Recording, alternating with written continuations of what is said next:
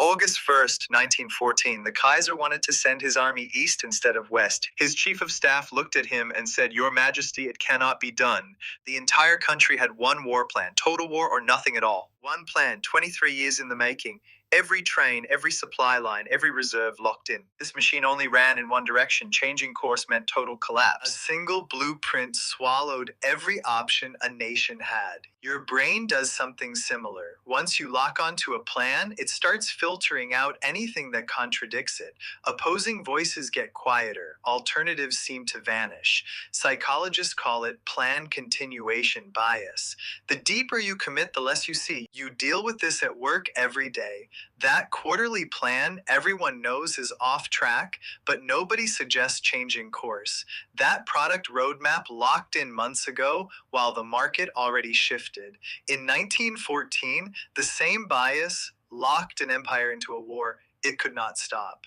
This story has two key figures. One spent 20 years building a flexible system where plans served politics. The other spent 20 years perfecting a machine that ended up making the entire nation serve the plan. The handoff between them explains why the Kaiser had zero choices on that day in August. Watch this through and you will walk away with a concrete method for spotting your own tunnel. The first man was Moltke the Elder. He ran Germany's general staff for nearly 2 decades. His golden rule: every plan must include at least 2 branches. He told his team something worth remembering. Even in the best case, never expect to win so completely that you can dictate all the terms. Plan for good enough, never plan for perfect. How did that work? If the East went wrong, shift resources west. If allies faltered, fall back to a defensive line. No single point of failure could collapse the whole board. Every branch reminded the entire system, the current path is not the only path. His military plans always served diplomatic needs. The general staff produced options, but final decisions stayed at the political level. When the situation changed, the plan changed with it. Plans were tools. The people steering decided when and how to use them. This design had a deep psychological effect. When your mind holds 2 or 3 options at once, your attention naturally refuses to lock onto any single one. You keep scanning, checking which option fits best. A multi-branch plan is a built-in vaccine against plan continuation bias. But this flexibility had one prerequisite. The person in charge truly believed that flexibility mattered more than precision. In 1891, Moltke retired. The man who replaced him held the exact opposite belief. Schlieffen looked at all those branches, all those fallbacks, and saw nothing but waste. His philosophy was the reverse: concentrate every resource on one killing blow. Knock out France in 6 weeks, then turn around and deal with Russia. On paper, the plan was breathtaking. Every train timed to the hour, every division slotted into position like a gear. It had the beauty of a Swiss watch and the fragility of one too. One gear jams, the whole machine stops. Over the years, every alternative Moltke left behind was discarded one by one. The Eastern option gone, the defensive option gone, the limited engagement option gone. By 1905, the drawer was empty. Ask the general staff for a plan, and they had exactly one answer. This is the classic path of plan continuation bias. Once a plan becomes the plan, your brain treats it as settled. New information gets bent to fit the plan. The plan is always right. Reality is always wrong. You stop asking, is this direction correct, and start asking, how do I make this path work? You can run a self-check at work. Next time you sit in a project meeting, listen to the questions people ask. If every question is about how to do it and nobody asks whether we should be doing it, your team might already be inside the tunnel. There is an even simpler test. Ask yourself, if I were starting from scratch today, would I still pick this plan? If the answer is no, but we have already put in too much. Everything after that but is the tunnel talking. Sunk costs are making the decision for you. A general staff with only one plan left in the drawer. A machine running on its own logic. 23 years, 0 stress tests. What happens when reality refuses to match the blueprint?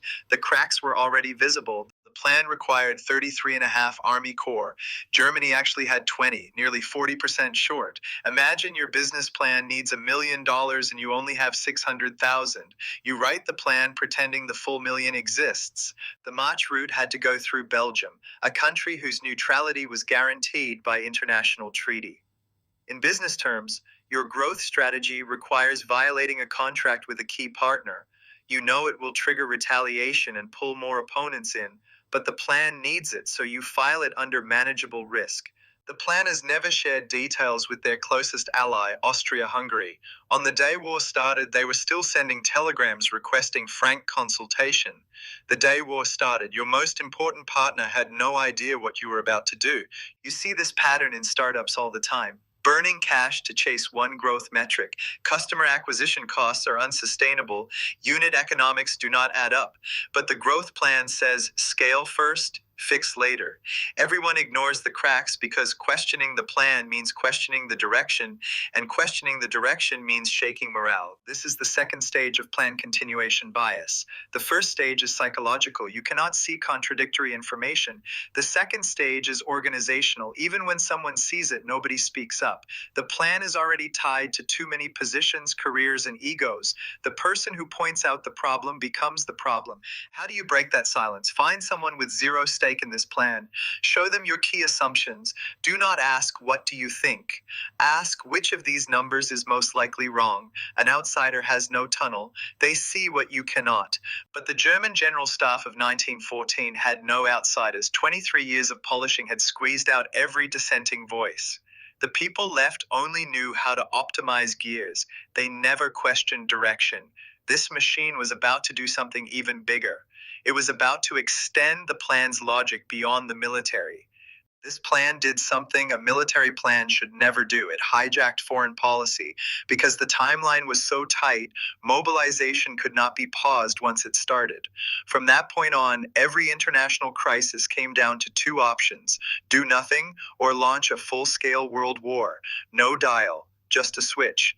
The chief of staff publicly told political leaders that war should start as soon as possible. His reasoning: the plan works best while opponents are still arming up. A tool originally designed for defense started pushing the nation to pick fights first.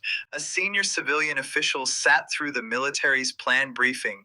The room went silent, a long pause. Then he said one sentence: "The responsibility of diplomacy is to support the military plan." Diplomacy surrendered. You have sat in that meeting room. A project lead presents a plan everyone can see is flawed. The data is stale. The timeline is fantasy. But the lead has invested 2 years. Questioning the plan feels like questioning the person. So heads nod. Mouths stay shut. This is the final stage of plan continuation bias. The plan becomes an identity. What gets rearranged around it goes beyond resources and timelines. Power structures, career trajectories, personal pride. At this stage, standing up and saying, "Stop, let us rethink this," takes far more courage than staying quiet and going along. If you are a manager, here is something concrete. Run an anonymous survey with your team regularly. One question: what do you think is the biggest risk in our current plan? Anonymous matters. When a person's name is attached to their opinion, the tunnel filters it out. Separate the two, and real information has a chance to surface. But in August 1914, there was no anonymous survey, no outsider, no second plan. When the Kaiser demanded other options, 1 million soldiers were already rolling toward the Belgian border. The machine had started. The man at the wheel discovered he was not actually steering. Technically impossible. Those 3 words from the chief of staff exposed 23 years of tunnel vision. When you only have a hammer, everything looks like a nail. When you only have one plan, every crisis has only one response. Think about your own work. Is there a project everyone knows has problems, but nobody will say we need a plan B? Too much time invested, too many people attached, too many egos committed. Admitting the plan might be wrong feels scarier than following it off a cliff.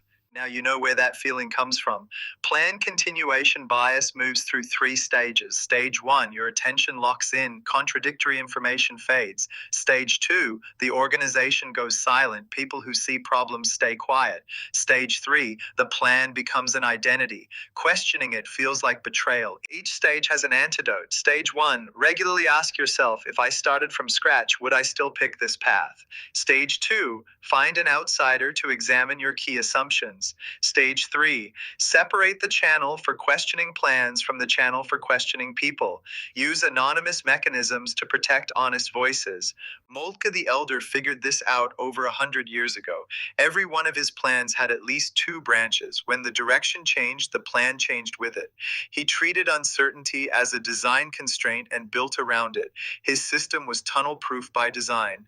Before committing to any major plan, answer one question. If this plan fails, what is my fallback? If your answer is there is no fallback or it cannot fail, you are already inside the tunnel. Plans are your tools. Check the relationship between you and your tools regularly. Ask the people around you what they see that you might be missing. The information that can save you is usually hiding in the place your current plan told you to ignore. 23 years, millions of lives, the destruction of an empire, all traceable to one choice. Design around uncertainty or pretend it does not exist. Before your next big decision arrives, open the drawer and take a look. How many plans are inside?